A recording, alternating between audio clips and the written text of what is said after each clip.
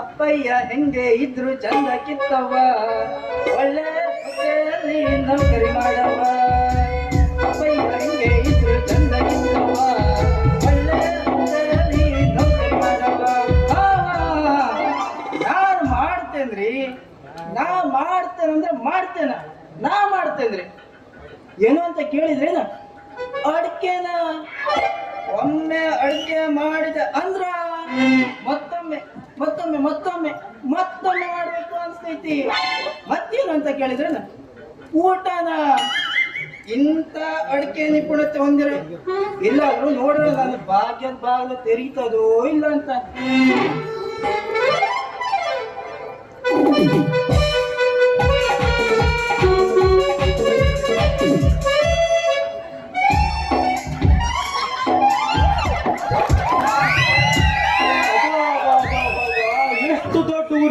ಇದು ಅಂತೀನಿ, ಇಡೀ ಊರ ಸುತ್ತಿ ನನ್ನ ಕೈಕಾಲು ಹೋದ್ರಿ ಅಪ್ಪಾರ, ಕೈಕಾಲು ಹೋದ್ರು. ಆದ್ರ ಯಾರ ಹತ್ರನಾದ್ರೂ ಬಡ್ಡಿ ವಸೂಲಿ ಮಾಡಕ್ಕಾಗತ್ತ? ಆದ್ರ ನಮ್ಮ ಅತ್ತೆ ಕೈಯಾಗ ಮಾತ್ರ ಬಡ್ಡಿ ವಸೂಲಿ ಮಾಡೋದು ಬಹಳ ಕಷ್ಟ ಐತ್ರಿ ಅಪ್ಪಾರ ಅಂತೀನಿ. ಯಾವಾಗ ನೋಡಿದ್ರು ಮುಂದಿದ್ದದ್ದು ಹಿಂದಕ್ ತಕ, ಹಿಂದಿದ್ದದ್ದು ಮುಂದೆ ಕೊಡ್ತೀನಿ ಅಂತ ಹೇಳ್ತಾಳ. ಹಿಂದಿದ್ದು ಮುಂದಿದ್ದು ಯಾವಾಗ ಸೇರಿಸ್ಕೊಡ್ತಾಳ ನೋಡ್ಬೇಕ್ರಿ ಅಪ್ಪಾರ.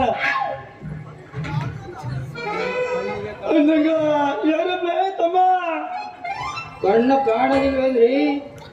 ಮೈಯಾಗ ಸೂಟು, ಕಾಲಾಗ ಬೂಟು, ಕೈಯಾಗ ಸೌಟ್ ಹಿಡ್ಕೊಂಡಿತ್ತೇನಿ. ಕಾಣ್ತೈತಿ, ಆದ್ರ ಕೈ ಈ ನೋಡು ಬೀದಿಯಾಗ ಸೌಟ್ ಹಿಡ್ಕೊಂಡು ಅಲ್ಲಾಡ್ಸಕತ್ತಿಯಲ್ಲ, ಏನ್ ಮಾಡ್ತಿದ್ದಿ ಅಂತೇನೆ. ಏನ್ ಮಾಡ್ಬೇಕ್ರಿ ಯಜಮಾನ್ರ? ಯಜಮಾನ ಅಲ್ಲಲೇ ಲೇ ತಮ್ಮ, ನೋಡ್ ಮಾತಾಡಲೇ ತಮ್ಮ.